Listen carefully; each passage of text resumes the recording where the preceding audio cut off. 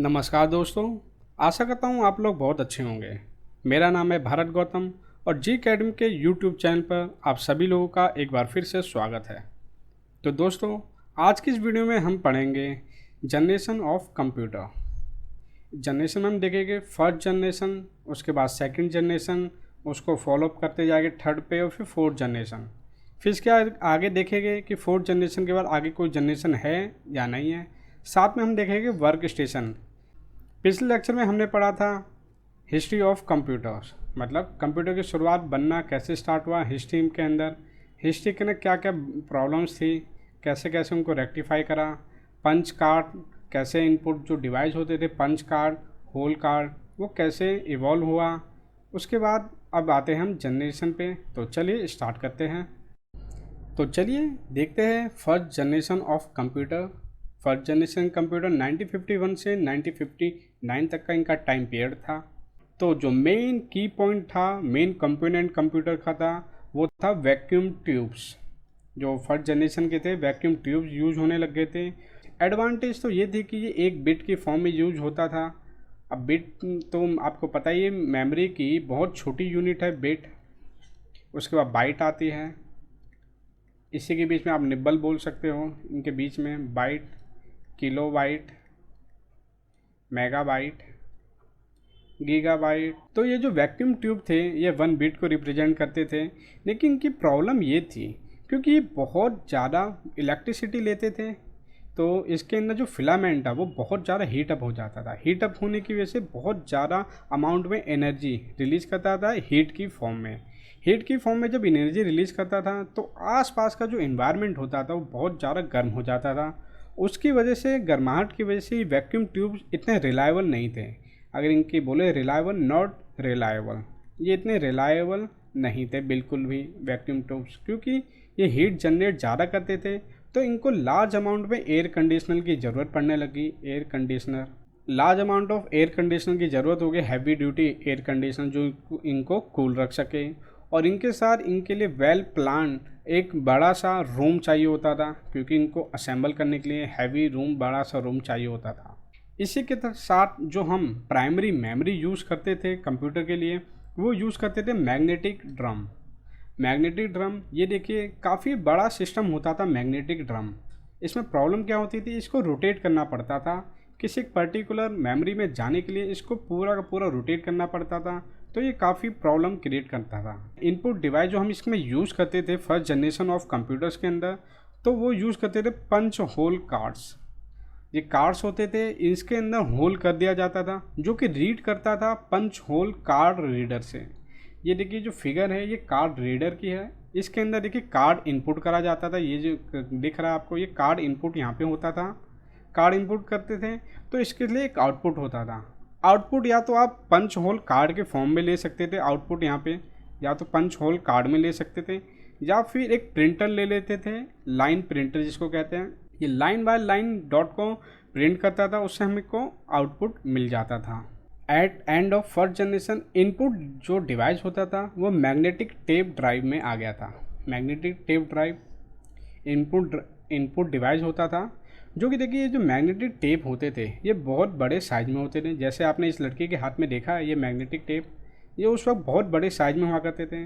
अब मान लीजिए मैं यहाँ पे एक ये बनाता हूँ, मान लीजिए कोई टेप है, ठीक है, बहुत बड़ी टेप है। अगर मुझे इस लोकेशन पे कोई डाटा को असेस करना है, डाटा को रीड करना है कि इस, मान लीजिए ये जो पॉइंट है, ये पॉइंट का मैं नाम देता हूँ जेड, ऐसे ऐसे और भी डाटा हो गए बीच में, तो यहाँ पे नाम देता हूँ ए, ये बी। अगर मुझे जेड वाला डाटे को रीड करना है तो मुझे इसमें प्रॉब्लम ये आ गई थी इस मैग्नेटिक टेप ड्राइव में कि पहले मुझे ए को रीड करना पड़ेगा, फिर बी को, फिर C, and goes on X Y Z. Z को रीड करने के लिए हमें शुरुआत से डाटा को रीड करना पड़ेगा, हर डाटा को। इसमें हम डायरेक्ट जेड डाटा पे जंप नहीं कर सकते थे, ये इसका डिसएडवांटेज था। तो इसके अंदर हम ये कह सकते हैं मैग्नेटिक टेप ड्राइव जो थे वो सीक्वेंशियल स्टोरेज डिवाइस थे। क्या थे? सीक्वेंशियल स्टोरेज डिवाइस थे मैग्नेटिक टेप ड्राइव। ये इनपुट डिवाइस हुआ करते थे। यह जो magnetic tape drive input device था, इसकी एडवांटेज यह थी कि ये जो पंच होल कार्ड रीडर था, ये कार्ड रीडर से ज़्यादा स्पीड में इसको मैग्नेटिक टेप को रीड करते थे। तो इसकी ये एक एडवांटेज हो गई। तो देखिए एक चीज़ इसमें समझने वाली बात है, एक्सटर्नल स्टोरेज डिवाइस जो होते थे वो मैग्नेटिक टेप के रूप में होते थे, और जो इसके ना पेरिफेरल एक डिवाइस समझ लीजिए जो कंप्यूटर के हम एक्सटर्नली डिवाइस कनेक्ट करते हैं, वो डिवाइस कोई सा भी हो सकता है। एक्सटर्नली डिवाइस जो कनेक्ट करते हैं उनको हम बोलते हैं पेरीफेरल डिवाइस। पेरीफेरल डिवाइस, इसके अगर हम एग्जांपल लें तो देखिए या तो ये इनपुट डिवाइस हो सकते हैं जो एक्सटर्नली हम कनेक्ट करते हैं, इनपुट डिवाइस, या फिर आउटपुट डिवाइस भी आप कह सकते हैं उनको। ऑक्सिलरी डिवाइस, ऑक्सिलरी डिवाइस वो होते हैं जो कि एक्सटर्नल डिवाइस होते हैं। एक्सटर्नल स्टोरेज जो होती है हमारी, इसको भी हम ऑक्सिलरी स्टोरेज या फिर ऑक्सिलरी डिवाइस इसको बोल सकते हैं। जो एक्सटर्नल स्टोरेज डिवाइस होते थे उनको, उनका दूसरा नाम है ऑक्सिलरी स्टोरेज डिवाइस। इसके एग्जांपल में ये भी आ सकता है ऑक्सिलरी डिवाइस। कहने का मतलब है जो एक्सटर्नल डिवाइस कनेक्ट होते थे, चाहे वो इनपुट हो, आउटपुट हो या कोई सा भी हो, उनको हम पेरीफेरल डिवाइस बोला करते थे। तो दोस्तों टेक्नोलॉजी आगे बढ़ती गई, फिर आया धीरे धीरे second generation of computer. Second generation की शुरुआत हुई 1959 से 1965 तक। ये जो सेकंड जनरेशन था, इसका जो मेन हार्डवेयर कंपोनेंट था वो था ट्रांजिस्टर। मतलब कंप्यूटर फील्ड के ज़्यादा रेवोल्यूशन लेके आया था, बहुत बड़ा रेवोल्यूशन। क्यों? क्योंकि आप देखिए ये है वैक्यूम ट्यूब और ये है देखिए ट्रांजिस्टर। अब एक बार साइज़ को कंपेयर करके देख लीजिए, इन दोनों का जो साइज़ है, मैं कलर चेंज करके दिखाता हूँ आपको।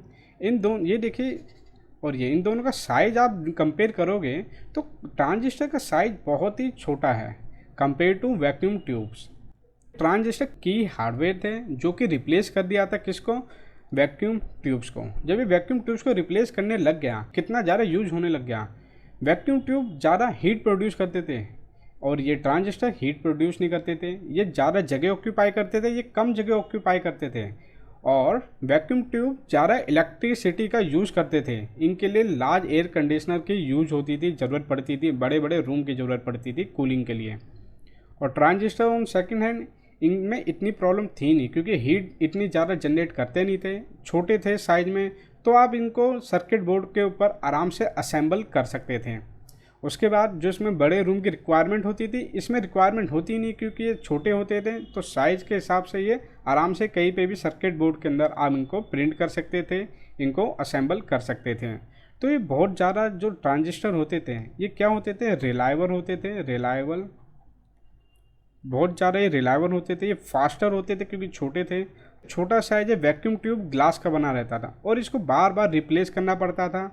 जो ट्रांजिस्टर है वो उसको रिप्लेस ज़्यादा नहीं करना पड़ता था, तो ये ड्यूरेबल भी होते थे। ड्यूरेबल होने के साथ इनकी कॉस्ट कटिंग हो जाती थी, तो ये बहुत ज़्यादा चीपर हुआ करते थे as compare to vacuum tubes. देखिए सेकंड जनरेशन में जो ट्रांजिस्टर थे वो वैक्यूम ट्यूब की जगह ले ली थी। तो इसके साथ साथ जो मेमोरी थी, मेमोरी ने भी जगह बदल के अपनी मैग्नेटिक कोर में तब्दील हो गए थे। क्योंकि देखिए इससे पहले मैग्नेटिक टेप थी जिसके ना हर इन्फॉर्मेशन आपको एक एक मतलब जो एड्रेस है उनको रीड करना पड़ता था, फिर फाइनल इन्फॉर्मेशन पे हमें जाना पड़ता था। देखिए यहाँ पे मैग्नेटिक कोर जो थी, ये इंडिविजुअल आपको दिख रहा है, ये कोर, हर एक ये मैग्नेटिक कोर एक इन्फॉर्मेशन को रिप्रेजेंट करती है, किसको? एक बिट को। हर कोर इसके ना एक बिट की मेमोरी को रिप्रेजेंट करती है। इन सारी बिट को अगर हम मतलब इन सारी कोर को एक साथ अगर हम असेंबल करेंगे विया वायर के साथ, तो ये हो जाएगा क्या? अपने मेमोरी सेल हो जाएंगे, इनको बोलेंगे मेमोरी सेल। अब बहुत सारे ऐसे मेमोरी सेल को कंबाइन करेंगे आपस में, तो ये हो जाएंगे मेमोरी यूनिट। तो देखिए जो मेमोरी यूनिट होते थे मेमोरी के लिए, ये इलेक्ट्रिकली असेस करा जाता था, क्योंकि इसमें देखिए कोई सा भी कोर को हम कहीं से भी असेस कर सकते थे। तो मैग्नेटिक टेप में जो होता था एक एक यूनिट को हमें रीड करना पड़ता था, लेकिन मैग्नेटिक कोर के हम डायरेक्ट किसी भी मेमोरी पॉइंट पे हम डायरेक्ट जंप करके उस मेमोरी को असेस कर सकते थे। उसकी वजह से जो मैग्नेटिक कोर थे ये बहुत ज़्यादा फास्ट होने लग गई, ये रिलायबल थे, मैग्नेटिक टेप के कंपैरिजन में रिलायबल थे, और ये इलेक्ट्रिसिटी की वजह से यूज होते थे, तो इनमें कोई मोशन नहीं था, तो ये अच्छे से काम करता था। जैसे जैसे मैग्नेटिक कोर इवॉल्व हुई, उसी के साथ हमारे जो ऑक्सिलरी डिवाइस थे, एक्सटर्नल डाटा डिवाइस, वो भी चेंज हो गए, उन्होंने जगह ले ली मैग्नेटिक डिस्क। ये जो डिवाइस थे ये ऑक्सिलरी डिवाइस थे, ऑक्सिलरी एक्सटर्नल स्टोरेज डिवाइस। तो देखिए इसका एग्जांपल है zip disk, floppy disk. Floppy disk काफ़ी टाइम के बाद आया था, लेकिन मैग्नेटिक डिस्क का ही मैं एग्जांपल बता रहा हूँ। तो ये सेकंड जनरेशन के जो कंप्यूटर थे, इनकी जो मेमोरी हुआ करती थी और जो कंप्यूटर थे, कंप्यूटर के अंदर ट्रांजिस्टर ने किसकी जगह ले ली, वैक्यूम ट्यूब्स की। और जो डेटा के लिए होता था, डिस्क के लिए, वो वेरी वेल ऑर्गेनाइज होते थे, वेरी वेल ऑर्गेनाइज। पॉइंट है ये बहुत ही ज़्यादा इम्पोर्टेंट है, क्योंकि ट्रांजिस्टर जो हुआ करते थे, ट्रांजिस्टर और उसके बाद जो मेमोरी कोर होते थे, ट्रांजिस्टर मेमोरी कोर, इन दोनों को ही ईजिली एक्सेस करा जा सकता था। ट्रांजिस्टर स्पीड के लिए और मेमोरी कोर इंफॉर्मेशन के लिए।